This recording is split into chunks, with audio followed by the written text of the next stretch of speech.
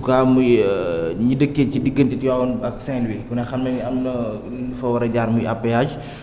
ba tax na nag boobu ba léegi seen ay indemnité moom la ñuy xaar mënuñ ko am en tout cas taqale laal nañ ci ñi nga xam ne ñoom ñooy Ageroute. Khalifa soo xoolee daanaka indemnité ñi koy laaj bari na ci ñi nga xam ne dañ leen a impacté soit que dañuy liggéey benn tali wala ñooy liggéey saxaar gi tey jii ba léegi da ngay dégg ñi nga xam ne ñooy impacté ci wàllu TER bi ñoom it léeg-léeg ñu génn di ñaxtu. te TER baa ngi daw bañ koy tiitaroo di ko fi campagne ak di ko puukarewoo jàpp ni bokk na ci bilan yi gën a rëy ci yiñ fi liggéey. donte bokk na ci bilan yi nga xam ne amal na solo askan wi mais it askan woowu tey ñañ fa yëkkatee tey ñoom ñi ngi souffrir seenu njaboot tasaaroo léegi loolu nag balaa dal ñi nga xam ne ñoo nekk diggante Dakar Saint-Louis nga xam ne fi tali bi war a jaar Khalifa ba àgg Saint-Louis ñooñu ab dànkaafu lay doon ci ñu teel leen lijjanti balaa ñuy àgg ci ñoom it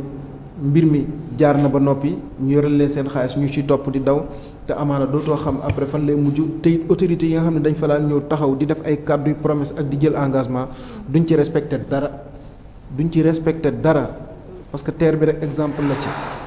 impacté yi autorités yi doon ñëw taxaw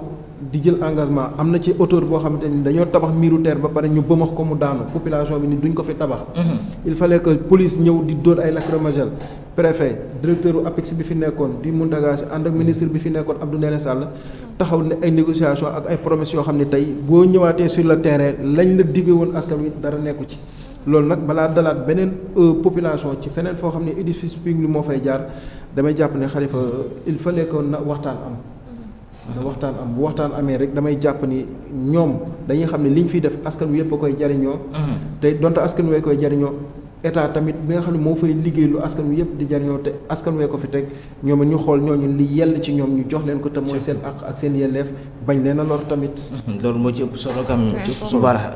mu ngi noonu Hadj Mansour comme ni ñu ko gisee en tout cas ñi joxe seen ay tool ak seen ay kër ci diggante Tivaouane ba Saint-Louis